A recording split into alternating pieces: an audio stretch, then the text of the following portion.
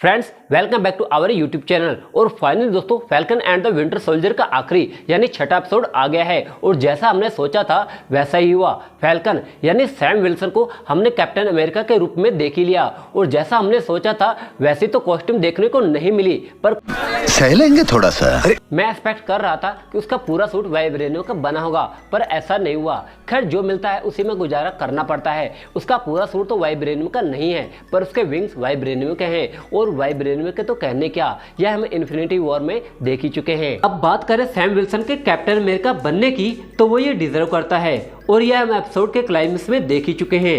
उसका US senator को convince करना, एक ब्लैक शख्स होने के नाते उसका उस दर्द को समझ पाना जो यूएस के आम ब्लैक नागरिकों को सहन करना पड़ता है, आजिया ब्रैडली के दर्द को समझ पाना जिसने यूएस की सेवा में अपनी जवानी गंवा दी और आखिर उसे मिली एक गुमनामी, उसका उस बूढ़े के प्रति कर्तव्यनिष्ठ होना, अपने परिवार के प्रति कर्तव्यनिष्ठ होना और कार्ली जैसे भटके हुए लोगों के प्रति सिंपैथी रखना, बकी द विंटर सोल्जर के मन की उस उलझन को सुलझाना जो उसे रात रात भर सोने नहीं देती थी।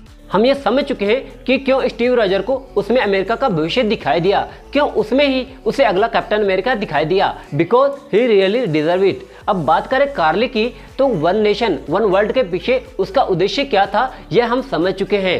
वह कोई दिल की बुरी नहीं थी, पर उसने राह गलत चुनी।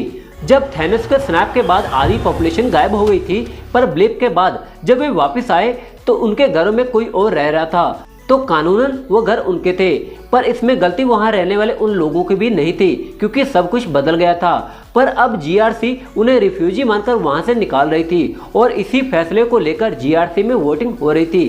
कार्ली इन्हें रोकना चाहती थी, पर वो कहते हैं ना कि कोयले की दलाली करोगे तो हाथ तो काले होंगे ही। कार्ली न्याय की इस जंग में सही गलत की पहचान भूल गई और उसके हाथों न जाने कितने बेगुनाह लोगों की जान भी गई और कर बुरा हो बुरा के सिद्धांत के हिसाब से उसका भी वही हाल हुआ जो हर किसी का होता है।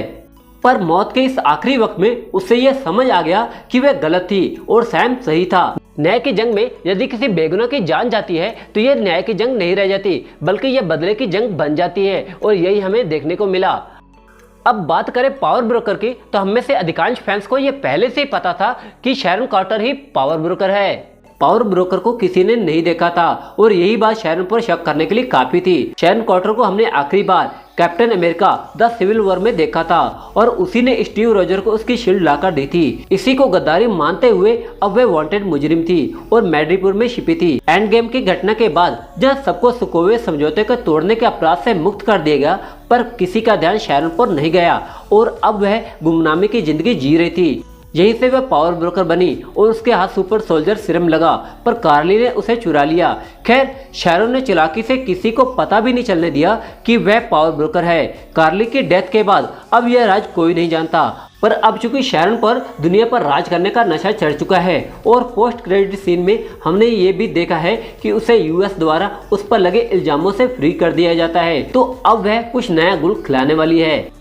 अब बात करें बकी की, तो फाइनली उसने उस चीज को एक्सेप्ट कर लिया जो उसे दुख दे रही थी। उसने मिस्टर यूरी को बता दिया कि उसने उसके बेटे की जान ली है। इस गिल्ट को मन में दबाए रखने से बकी बात को रात रात भर डरावने सपने सताते रहते थे और वह हमेशा उस सच्चाई से भागता रहता था और अपनी गलती को एक्सेप्ट करने से डरता था, भले उसने वह गलती अपने होशोवास में नहीं की। खैर सीजन 2 में बकी हमें व्हाइट वुल्फ के किरदार में नजर आएगा। अब इतने लोगों की बात हो गई है और जॉन वॉकर की बात हम ना करें तो ऐसा कैसे हो सकता है। उसे लेकर ही जॉन वॉकर मुझे कैप्टन के रूप में पसंद नहीं था, भले उसके पास 3-3 मेडल ऑफ ऑनर ही क्यों ना हो। उसमें स्टीव जैसे फैसले लेने की समझदारी नहीं थी और यही चीज स्टीव को कैप्टन अमेरिका बनाती थी। भले ही शुरू में उसे एज ए हीरो दिखाया गया और हमें दिखाया गया कि वह लोगों की उम्मीदों पर खरा उतरना चाहता है, पर अपने दोस्त लेमर यानी बैटल स्टार की डेथ के बाद वह ब्रूटली पब्लिक के सामने एक फ्लैग स्मैशर की जान ले लेता है, वह भी कैप्टन की ढाल से। तभी वह मेरी नजरों में गिर गया था। खैर यह एक इमोशनल एंगल था, पर उसे यूएसए काउंसिल द्वारा उसकी रैंक से हटा दिया जाता है और उससे कैप्टन अमेरिका का तमगा भी छीन लिया जाता है। आज के इस एपिसोड में भी लगा था कि कार्ली को शायद वही मारे और उसने कोशिश की, पर मैं ये देखकर खुश हुआ कि उसने बदले और फर्ज में से फर्ज को चुना। भले ही उसने उन लोगों को नहीं बचाया और क्रेडिट हमारा सैम ले गया। एटलीस्ट जॉन वॉकर उतना भी बुरा नहीं निकला, पर वेल ने, मेरा मतलब Contessa Valentina Allegra de la Fontaine ने अब उसे बना दिया है यूएस एजेंट। तो सुपर सीरम के साथ अब ये सैम को काफी टक्कर देने वाला है और यह हमें सीजन 2 में दिख भी सकता है। ये पूरा शोट या कहूँ पूरा सीजन ही बहुत मजेदार रहा। मार्वल की ये खासियत है कि वह हर कैरेक्टर के साथ जस्टिफाई करती है और इसलिए इंडिया में इसकी इतनी तगड़ी फैन फॉलोइंग है।